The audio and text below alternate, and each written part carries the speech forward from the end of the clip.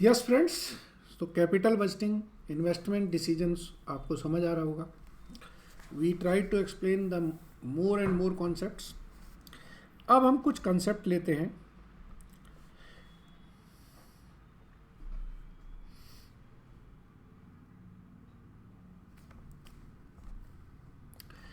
और अब capital budgeting में कैपिटल रेशनिंग एक कंसेप्ट है, उनको समझते हैं.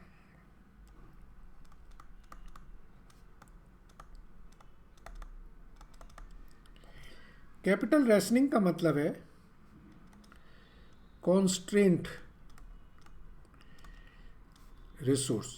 Resource are limited.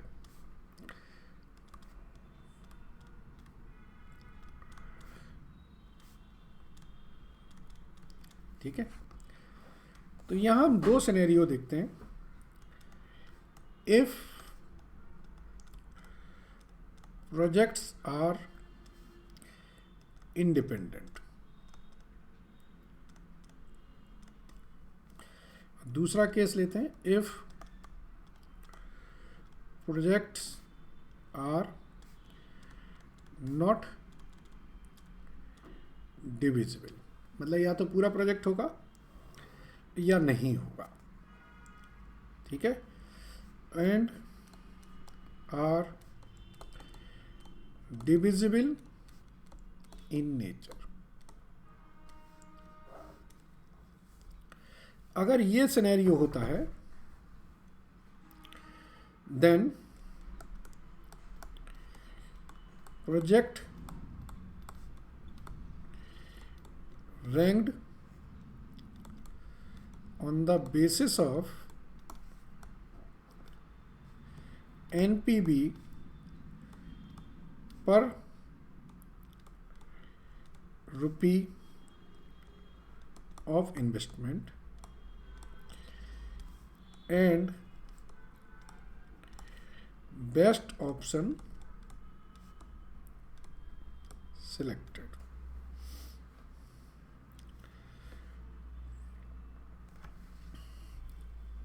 इस स्टेज में then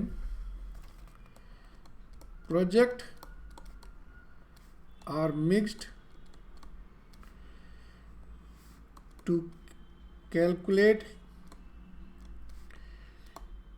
maximum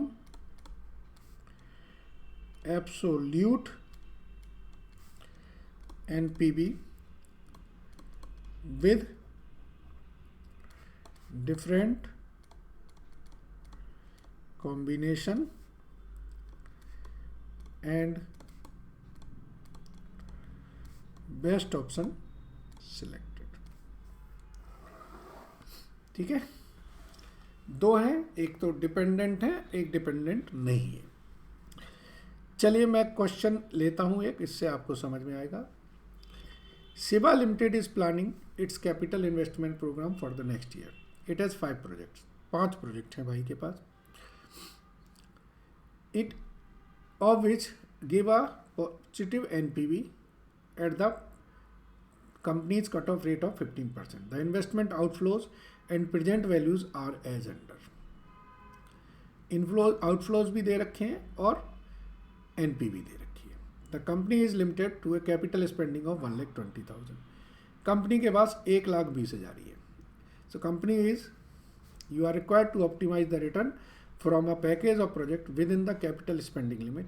The project are independent of each other and are divisible. तो ये एक पहला केस है कि डिविजिबल है. तो अगर ऐसे सिनेरियो है तो हम कैसे करेंगे? तो हम लिखेंगे यहाँ पे प्रोजेक्ट, ठीक है, फिर हम लिखेंगे इन्वेस्टमेंट, फिर हम लिखेंगे NPV. ठीक है, प्रोजेक्ट है हमारे ABCDE.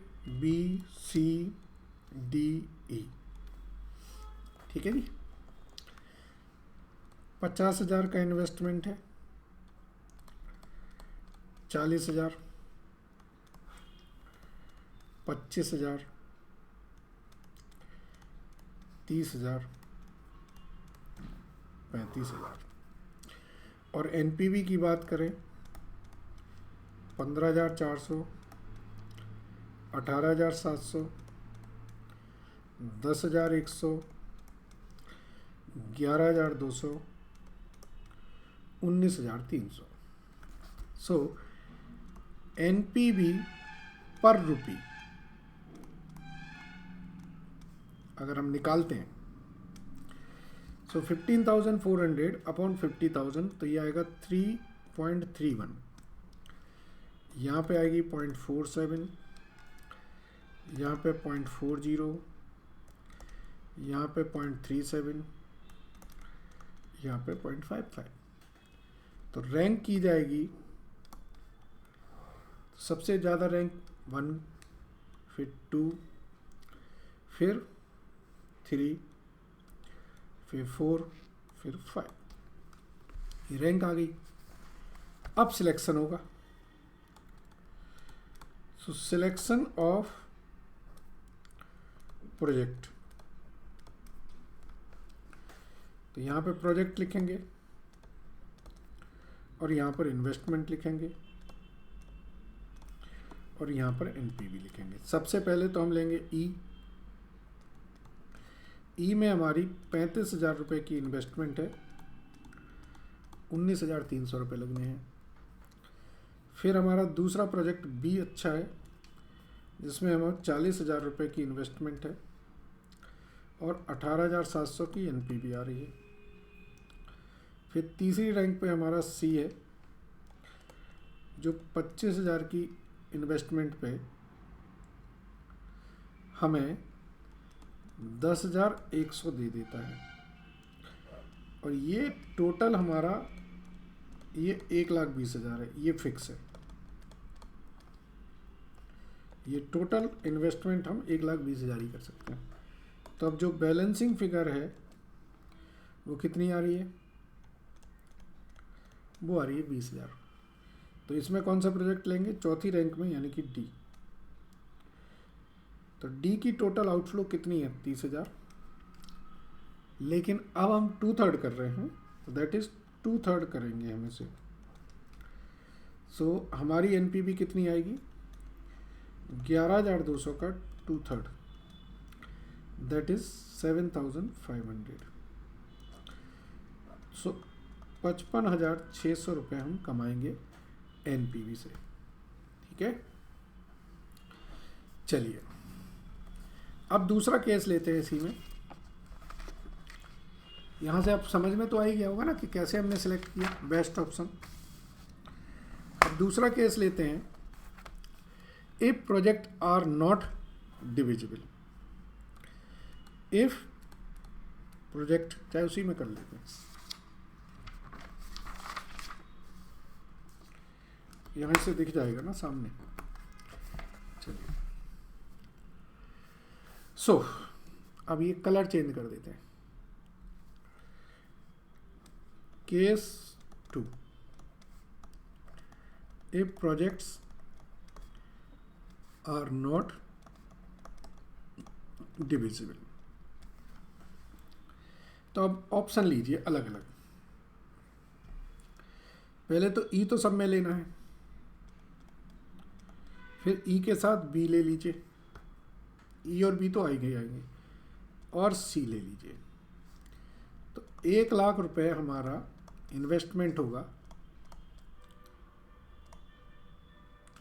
और नेट प्रेजेंट वैल्यू हमें मिलेगी कितनी?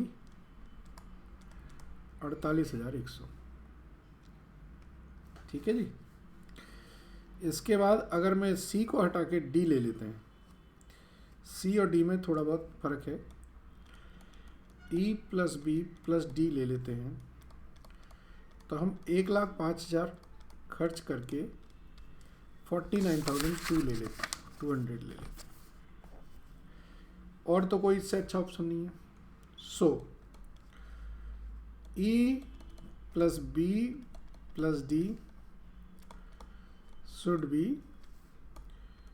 preferred, giving maximum NPV। फिर हम सिलेक्ट करेंगे। ठीक है, चलिए अब हम लेते हैं पहला केस हो गया जब हमारी रेशनिंग करी है। अब हम दूसरा लेते हैं, प्रोजेक्ट्स विद अनइक्वल लाइफ। ठीक है, क्या ले रहे हैं? Project with unequal life. इसमें क्या होता है, जैसे हमारे पास दो सिनेरियो होते हैं। एक तो क्या, ओल्ड एसेट्स को रिप्लेस करें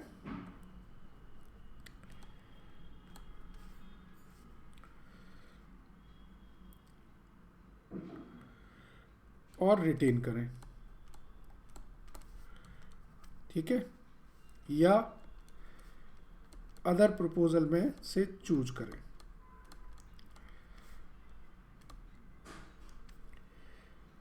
तो जब ऐसी सिनेरियो आती है सो हम दो मेथड लेते हैं। इसमें एक मेथड 1 है। मेथड 1 कहती है रिप्लेसमेंट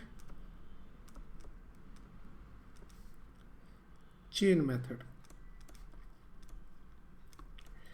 मेथड 2 कहती है, जब लाइफ सेम नहीं होती तब की बात हो रही, इक्वलाइज्ड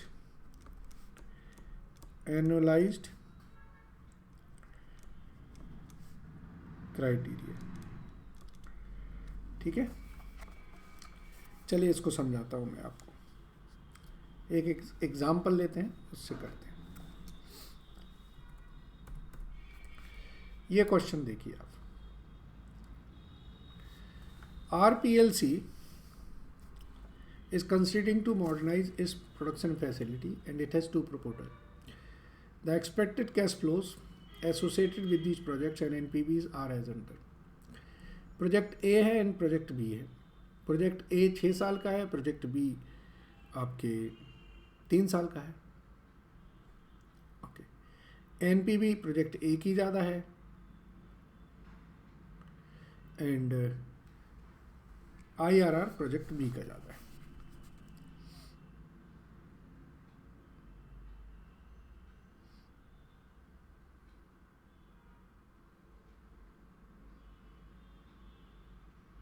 ठीक है, चलिए तो यहाँ पर जो रिप्लेसमेंट चेन मेथड है वो कैसे काम करेगी वो सीखना है।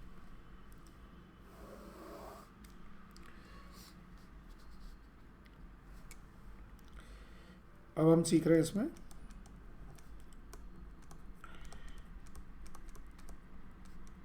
Replacement chain method. हम दोनों प्रोजेक्ट को यूज कर लेंगे। कैसे? देखिए, आप कहेंगे कि भाई आपका बी कितने साल का है? 3 साल का है और 3 साल में ये 5,15,488 रुपये दे देता है। तो 3 साल बाद फिर ए में लगा दीजिए। So since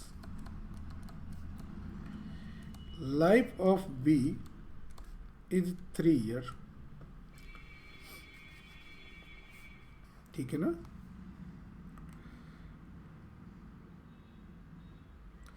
life of V is 3 years, we can choose to first invest in V and after 3 years invest in A।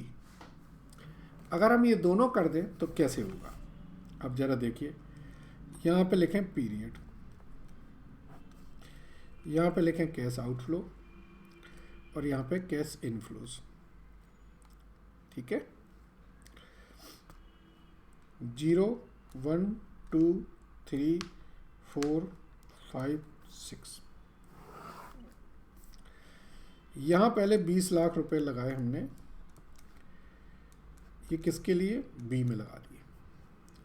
तो बी से पैसे आने शुरू हो गए। 7 लाख, 13 लाख, एंड 12 लाख। अब जब 12 लाख रुपए आ गए इससे, तो इसी साल हमने 20 लाख रुपए ए में लगा दिए। तो अब ए से हमें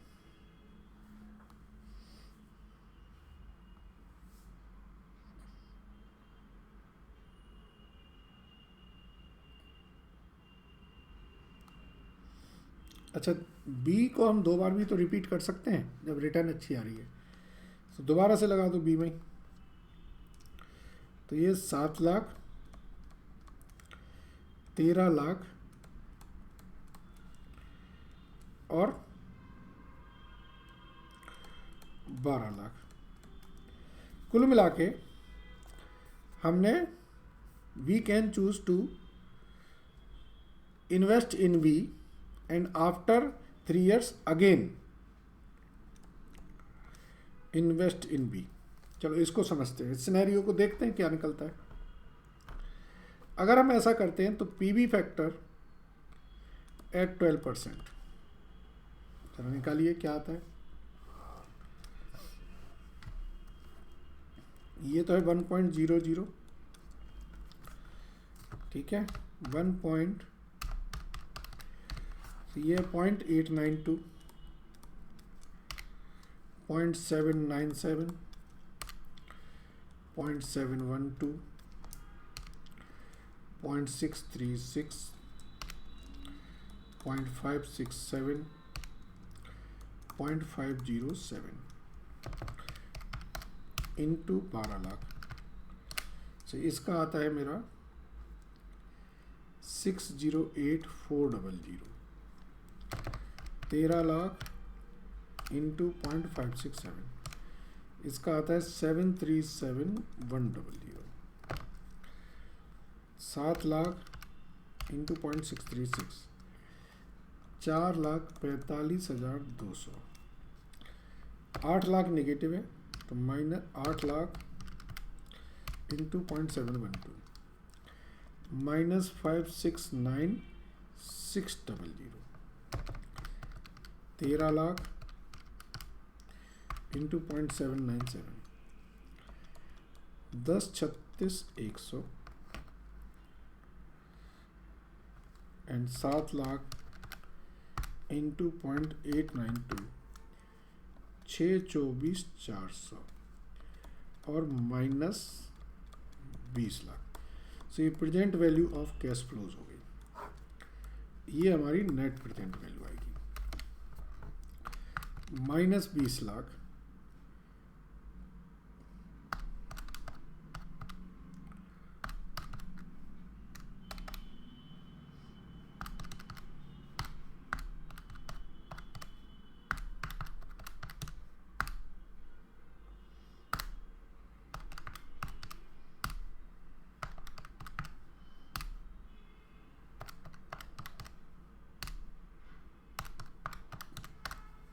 ये आ रहा हमारा +88,1,600। ये 6 साल में। एनपीबी प्रोजेक्ट ए से, जो 6 साल के प्रोजेक्ट से निकल के कितनी आ रही है देखो, दैट इज 649,094। तो अब आप देखिए हमने क्या किया। ये रिप्लेसमेंट चेन मेथड में एक ही प्रोजेक्ट को हमने 2 बार इन्वेस्ट कर दिया।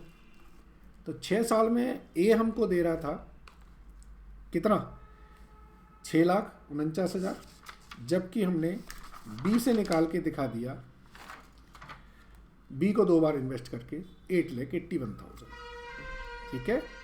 और इसी प्रकार IRR बढ़ जाएगी। तो इस तरीके से बी ज़्यादा ल्यूक्रेटिव लगा। अब इसकी दूसरी मेथड जो है, उस मेथड का नाम है इक्विवेलेंट एनुअलाइज्ड क्राइटेरिया, ठीक है। सो इक्विवेलेंट एनुअलाइज्ड क्राइटेरिया, इसका मतलब समझिए क्या है।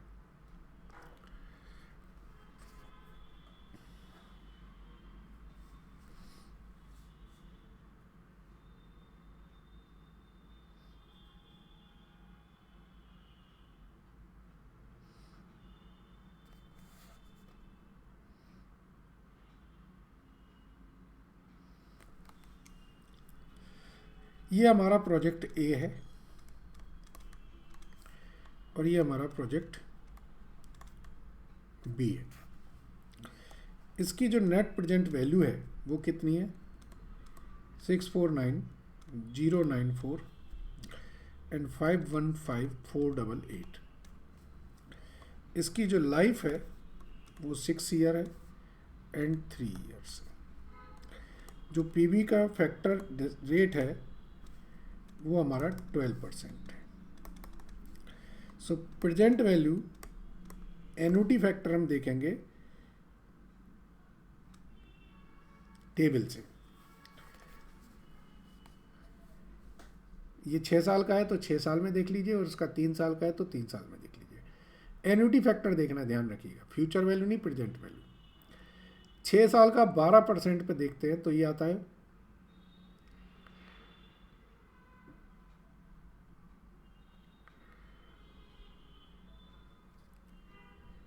4.111, और 3 साल का देखते हैं 12% पे 2.402 दिख रहा है। यस, सो इक्वलाइज एनुअल क्राइटेरिया का मतलब है कि 1 साल में इफेक्टिवली वो कितना पैसा कमा के दे रहा है।